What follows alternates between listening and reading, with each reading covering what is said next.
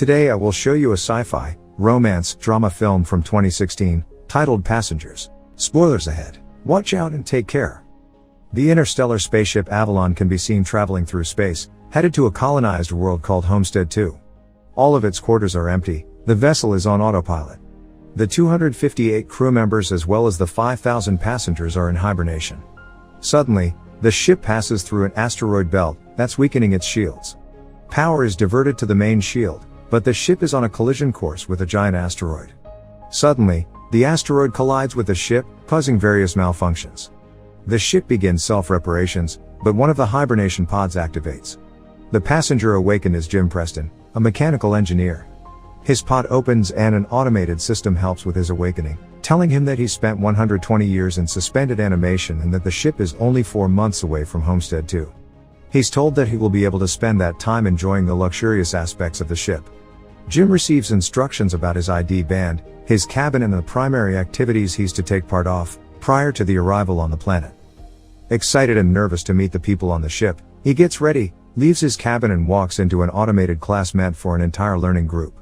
Jim looks a little anxious, as the hologram explains the situation on Earth, calling it overpopulated, overpriced and overrated. It tells him to hold his questions to the end of the lesson, but Jim keeps asking why he's the only one there. He realizes that the hologram can't answer him and goes to search for other people. He gets to the main concourse of the ship. No one is there either, but an automated informational desk offers to help. Jim asks to talk to a real person and it sends him off to talk to a steward, but when he finds that no one is there too, he asks to speak to the captain. When he gets to the bridge, even though he doesn't have access to go inside, he can see that none of the main crew is awake either. Jim eventually goes to the observatory, where he finds out that the ship is actually 90 years away from Homestead 2.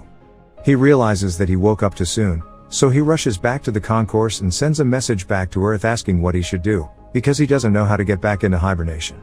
The communication system informs him that the overpriced call to Earth would take approximately 55 years to get an answer back. Jim is devastated. He walks around and finds the ship's bar, where he sees another person.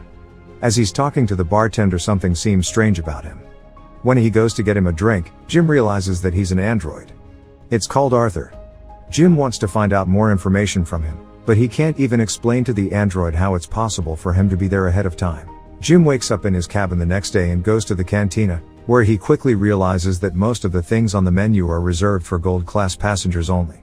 He gets his plain coffee and tries to figure out how to fix his hibernation chamber. After he gets all the tools, he manages to get it operating and lies down inside of the pod. But nothing happens. Next, he decides to use the tools he found to get into the crew's hibernation chambers. That doesn't work either. Small malfunctions happen around the ship. Jim keeps returning to the bar to drink, but mostly to talk to Arthur. The android gives him some advice that convinces him to break into one of the gold-class rooms and try to have some fun on the ship. Jim tries all the restaurants, the games, the entertainment system. But as time passes, he becomes even more miserable to be there alone. One day, he gets drunk and wanders around the hibernation pods, when he stumbles into an airlock with spacesuits designed for spacewalks. Jim gets into a suit and goes to the airlock, pushes a lever and then the button to release the airlock door. Once outside the ship, he's mesmerized by the view. He's the only conscious human being experiencing that moment in time. Jim releases the magnets on his boots and floats in space, feeling devastated. He comes back inside, takes off the suit, but goes back to the airlock without it on. He pulls the lever, ready to end it all, but changes his mind in the last moment, runs back inside and slips on a bottle. Jim stands up and is instantly drawn to a woman in one of the pods, named Aurora. He searches for her files in the directory and listens to her passenger interview, becoming enamored with her. Later he's seen sitting next to her pod, still listening to her interviews. Back in the bar, he's reading some of her work and is talking to Arthur about her writing. He becomes obsessed with the irony of his situation, going to another planet for a better life, waking up early and not getting there, and finding his perfect woman, only for her to be out of reach. Jim keeps thinking about her and starts getting the idea to wake her up too. He talks it over with the android, but he doesn't understand the conundrum. If he wakes her up for his own benefit, he'd be stranding her there with him, to die on the ship. Jim decides against it first, but as time goes by he can't let it go, until one day, he changes his mind. He goes to her pod and manages to activate it. As she's waking up and going through the same process as he did, he hides and goes back to his room. A little bit later he goes to the main concourse, hoping to find her. And there she is, just as confused as he was a year ago. Jim tells her they're the only ones awake and takes her to the observatory. Then he tells her that he can't get to neither the crew, nor the main commands of the ship. Aurora freaks out and wants to get back into her pod. When they get to it, Jim explains that there is no special equipment on the ship that can help them get back into hibernation, effectively telling her that they're stranded. They go back at the concourse and he tells her that she should rest, since she just came out of hibernation. She feels sorry for him, having to spend more than a year alone on the ship. Jim goes back to the bar, feeling regretful about what he did. He asks Arthur not to tell Aurora that he was the one that woke her up. The next day, Aurora wakes up.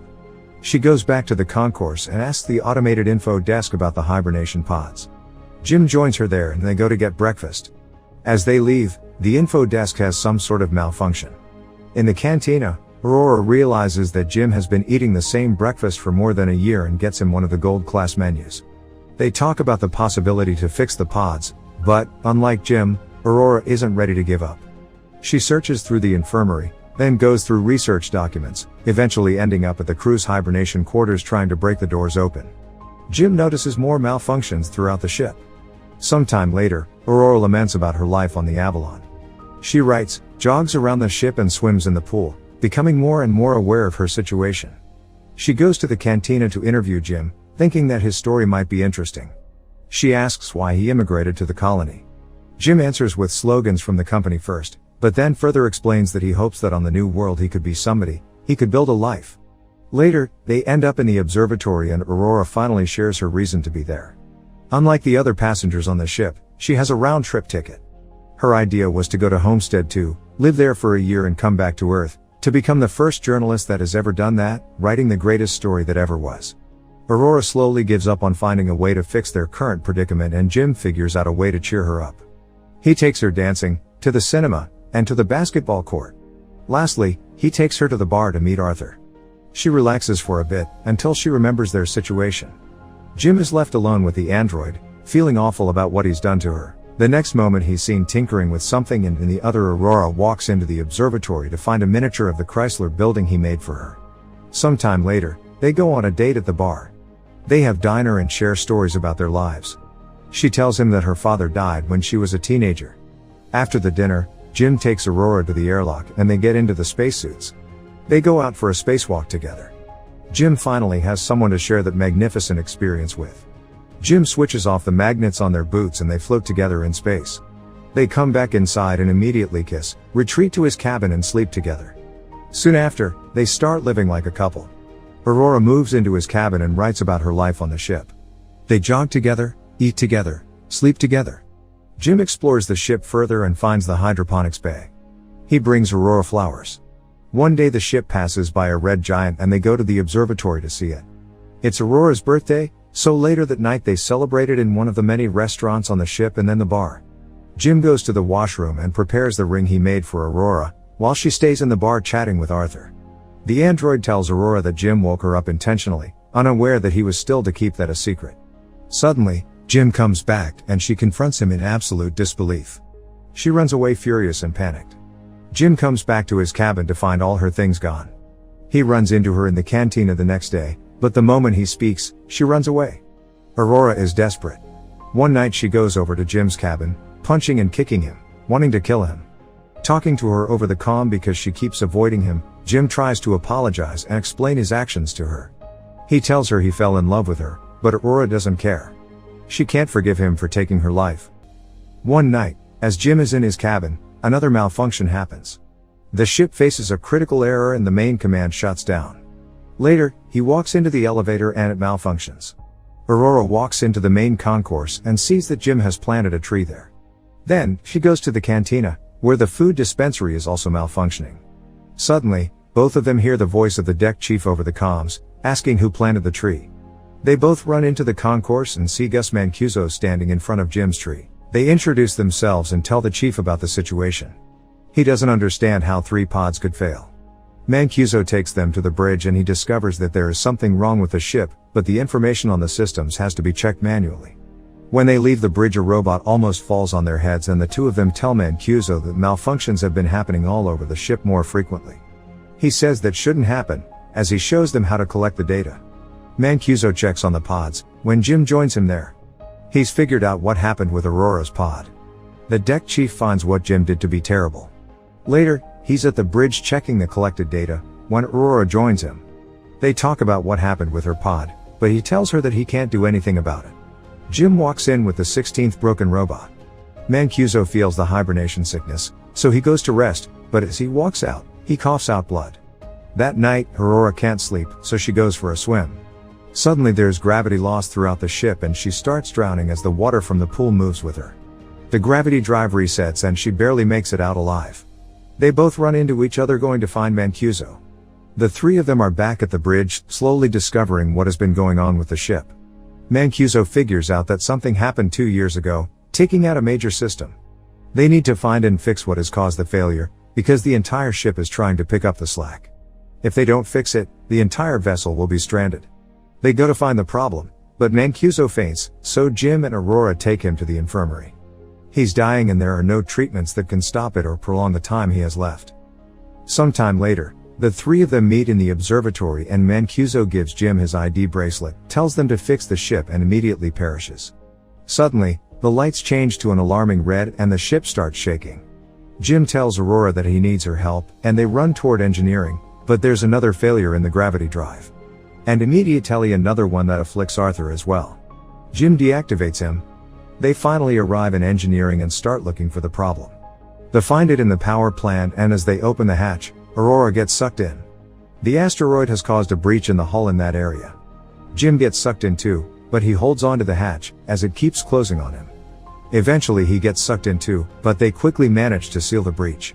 Instantly after fixing that problem, Jim realizes that there is more than one breach in the hull. The two of them follow the trajectory of the meteor and find that it has hit the reactor control computer. Jim thinks he can find replacement parts for it. They find the part and change it, but the process of venting the reactor still fails. They do it manually, but it fails again. Jim figures out that he needs to open the vent door from outside of the ship, so they can cool the reactor down. Both of them go to the airlock and as he's getting ready to go out, he gives Aurora Mancuso's bracelet, because he might not come back. She helps him with the suit and as he walks into the airlock she tells him to come back because she can't live on the ship without him. Aurora goes back to the reactor, where the temperature has hit critical heights. A bolt from the reactor propels into her arm, as Jim is getting closer to the vent from the outside and sees the door. The temperature rises in the reactor room, while he is trying to bypass the vent door to open it. He soon realizes that he'll have to manually hold the door open so the reactor can vent and he tells Aurora. She doesn't like the plan, but he goes ahead with it and tells her to vent the reactor. She doesn't want him to die and they argue, but he tells her that they have to save the other people and she vents the reactor. The process is successful, but the fumes from the reactor push Jim away and break his tether. The pressure in his suit is dropping too. He tells Aurora what happened and she moves as fast as she can to get to another suit and bring him in. He apologizes to her again. She puts on a suit and flies out to get him, but her tether is too short. She's pulled back, but suddenly grabs onto his tether and manages to pull him in. Aurora drags Jim into the infirmary, only to find out that he's already dead. She uses Mancuso's bracelet to override the medical protocols and to resuscitate him. The medical pod does the work automatically and revives Jim. Aurora forgives him. Later, Aurora fixes Arthur and they give Mancuso a proper space burial. Jim takes her to the infirmary and tells her that he's found a way to use the medical pod as a hibernation one. He tells her to get inside the pod and ride out the rest of the journey in there. But, as is later revealed, she declines and decides to stay with him, awake on the ship. Jim finally proposes to her and they live out their lives on the ship. 88 years later, the Avalon arrives on Homestead 2. The crew wakes up and finds the ship in a very unexpected state. Aurora leaves them a message, retelling the story of the life her and Jim had on the ship while the rest were sleeping. Make sure to subscribe and turn on notifications so you can watch more videos like this. Thanks for watching.